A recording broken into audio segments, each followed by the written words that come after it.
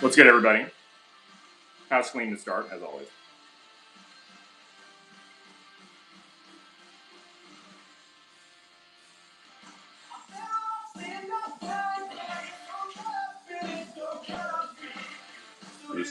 She's quiet by the home team. Yeah, new haircut. Caught it. It's looking sharp. Just got it. Just got it. Got to get to the chorus at least. Vanilla yogurt, that's right. Hey, no, it blends. There's some blend. I intentionally stay away from the harsh undercut for precisely the reason that Jack is suggesting. Right? You want to avoid extreme haircuts. It's important. I actually, it's like legitimately a thing. You do actually want to avoid extreme haircuts. So if you will forgive me, I'm going to pull up the article because Media Matters came after me again. Shockingly, right? Again, 2 times in 2 days. Now, this time, it was not, this piece, I will say, it is not like a hit piece. It is not a hit piece. Again, guys, audio varies for different people, right? So some people have low audio. It's just a thing. Like that's part of dealing with. So don't worry about it. Please don't talk about it. Just I will speak. I'm speaking pretty loudly. Please don't complain about the audio. Just Periscope's messing up. An article entitled "The White House's Social Media Summit is Just Another Stunt to Game the Refs" by Christina Lopez G and Parker Malloy. And the piece is basically not really a hit piece. So it's not, I don't think they're really portraying me as an extremist necessarily, but they're actually trying to engage with my argument. So those of you who have been with the Periscope for a while will know that one of my core arguments is the idea that platform access is a civil right. And I've written an article on Human Events that went pretty viral about, I guess it would have been almost 2 months ago, right? It would have been about 2 months ago, May 6th. And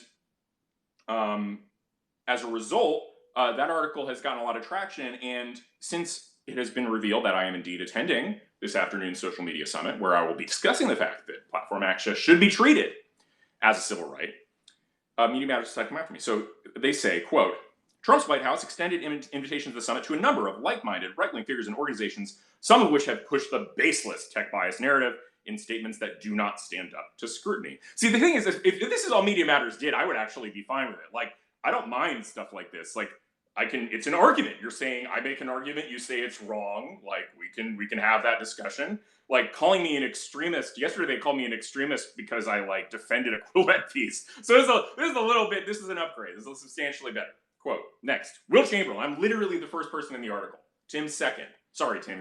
You're not as important as me on this issue. Sorry. Turns out, despite the fact that you went on Joe Rogan and argued you're not as important to me on this issue. Pat myself in the back. I have Media Matters attention. Human Events publisher Will Chamberlain has argued that access to social media platforms is a civil right, going so far as to compare struggles faced by conservatives who violate agreed upon social media policies to those experienced by Black people in the 1950s United States. So, to clarify, and this is something, if you've watched my Periscopes, I'm not a moron, right? Like, I have routinely said that the suffering of the Black community in the South is substantially greater than being banned from social media, right? Like, we're not this isn't Jim Crow. This is not, you drive through the South, you can't use a restroom. This is not, you can't go to a restaurant. It's different, right? Clearly getting banned from social media platforms is not at the level of Jim Crow. It's not at the level of apartheid in South Africa.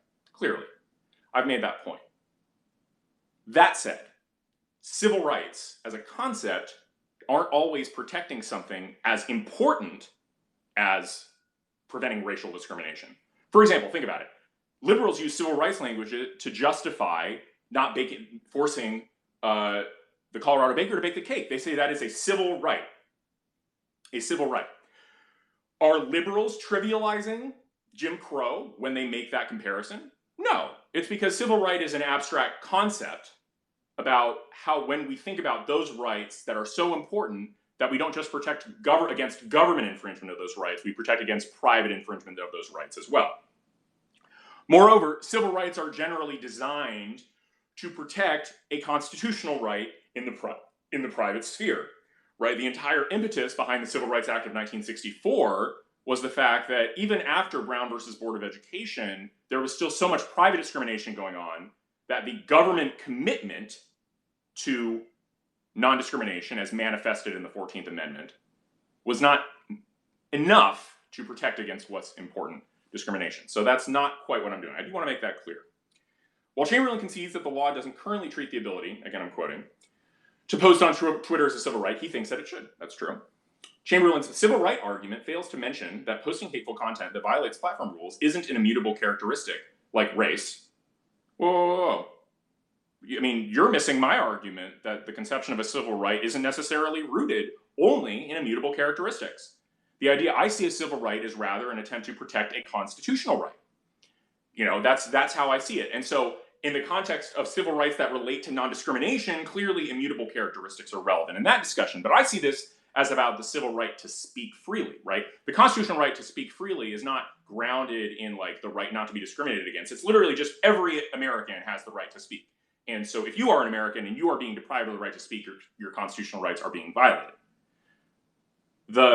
So when I say like, it's obviously not an immutable characteristic, that's not the core of my argument for why it ought to be treated as a civil right, but they gloss over that. You'll notice also, I don't know if they link the actual article I make, where I explain this a little more clearly. And they go on. And it also ignores the reality that access to platforms is only obstructed after engaging in violating behaviors, something users can avoid. The problem is precisely that this is not evenly enforced, that what behaviors are violating, it's just, there's not a clean and crystal clear.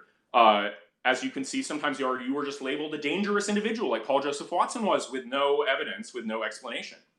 All of these things mean that, like, it's not as clear. If it only were as clear as easily saying, well, you just violated the rules, that's why you're banned, right? And I actually thought about something, like, what is this argument? This argument that the argument against bias is facile, that there's conservative bias is facile, that's their argument.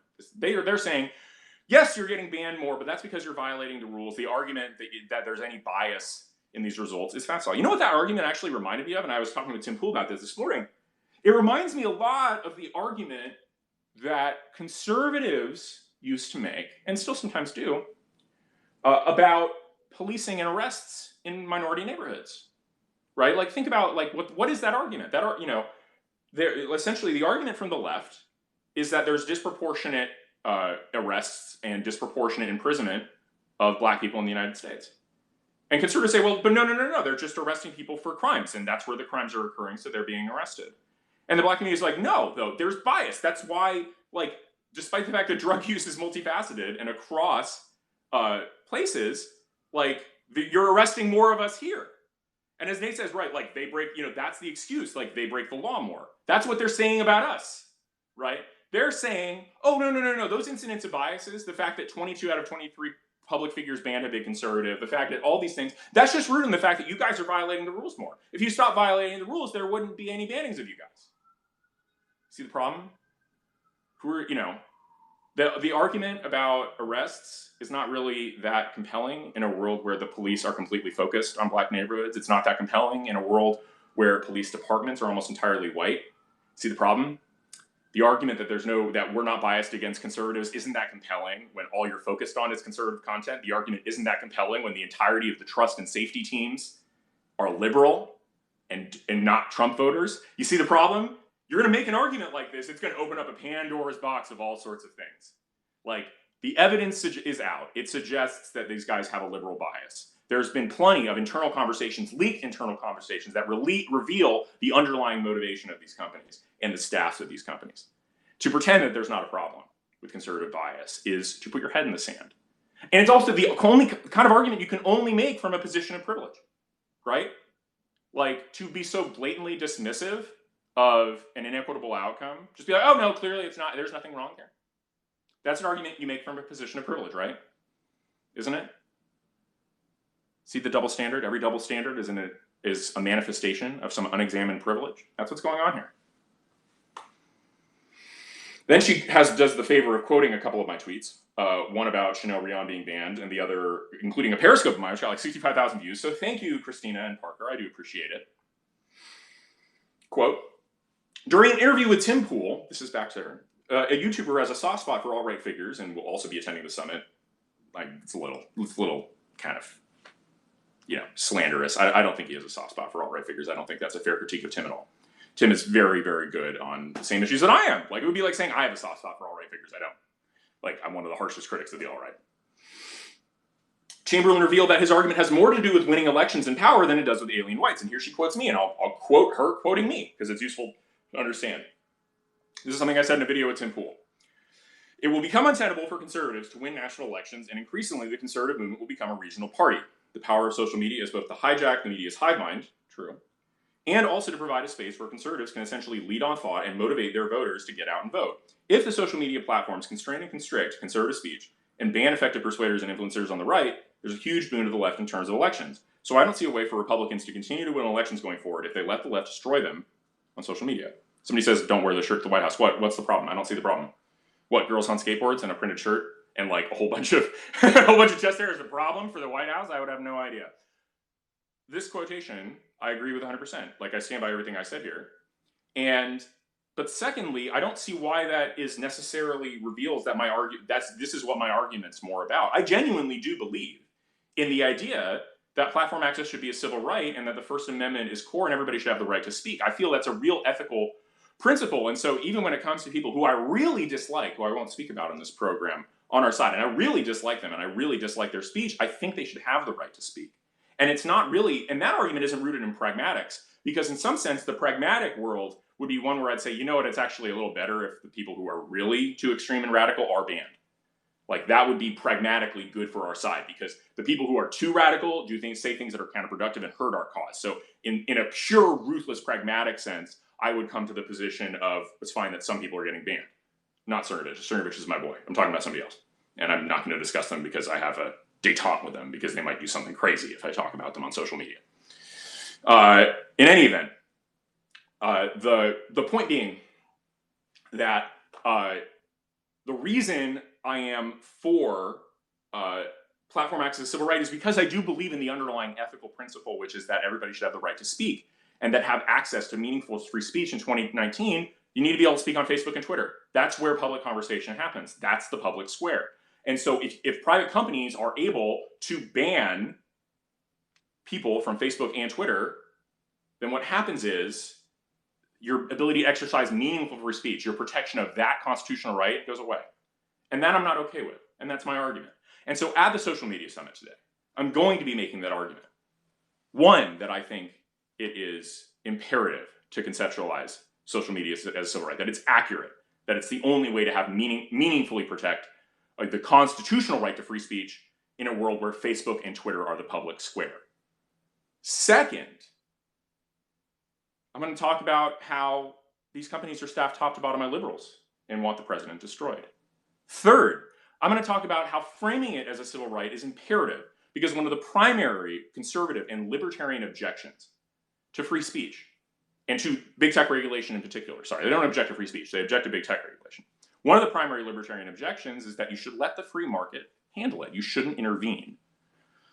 But framing it as a civil right is what essentially preempts that argument. If we conceptualize the right to speak on Facebook and Twitter and other major social media platforms as a civil right, that is a preempt to any argument about private markets being better and regulation being wrong. Because we don't let private companies violate civil rights. We don't let restaurants and hotels in the South refuse service to black customers, because it's a civil right to avoid discrimination on the basis of race. It's not enough that the government can't discriminate you, as per Brown in the 14th Amendment. We need more. And we did need more. You read stories about what it was like living in the Jim Crow South as a black man or woman, and you'll realize it's like, this was not tenable. It wasn't okay. And it was so profoundly unethical that it justified the federal government intervening to stop it.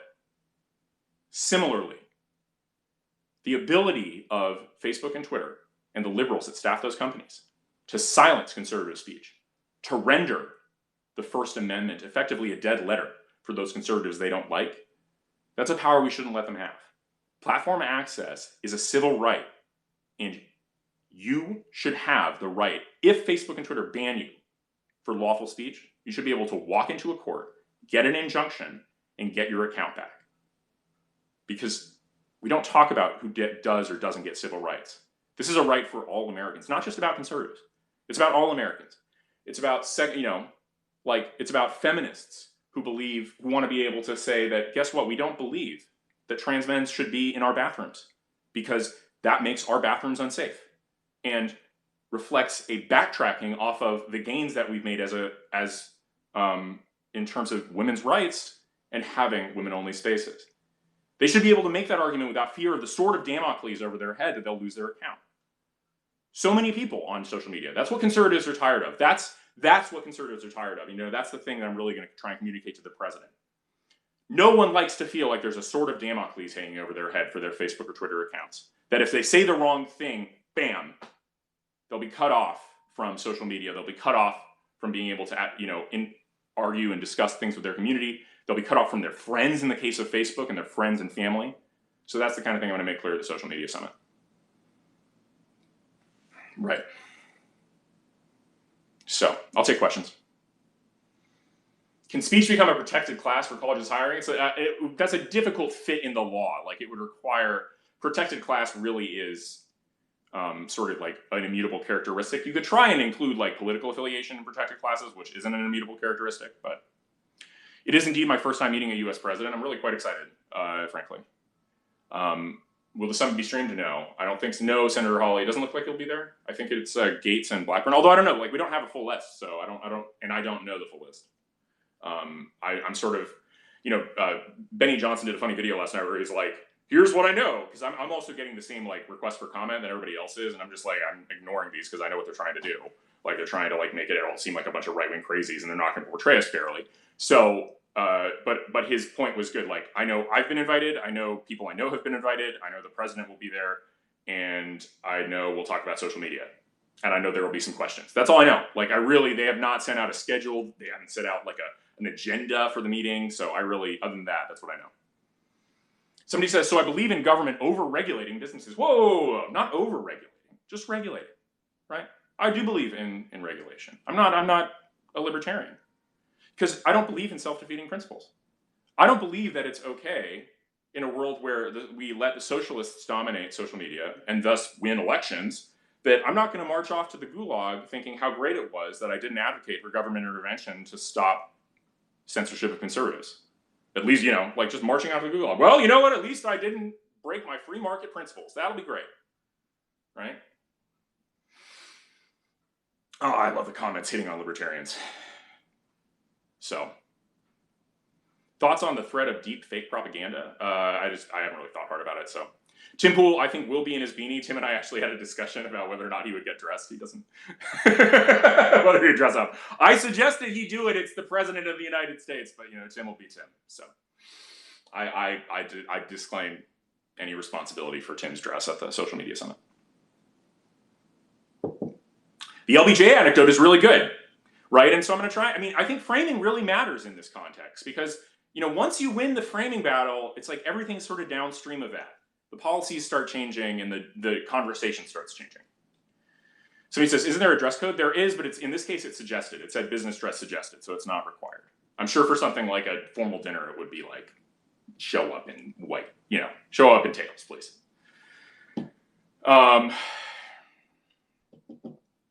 Somebody says, I need to work in the White House. Well, who knows? I guess I'll probably meet a bunch of people there. So, maybe they'll try and get me on board. Who knows? Yeah, well, I'm going to try and make it really clearly. And I have 3 basic reasons.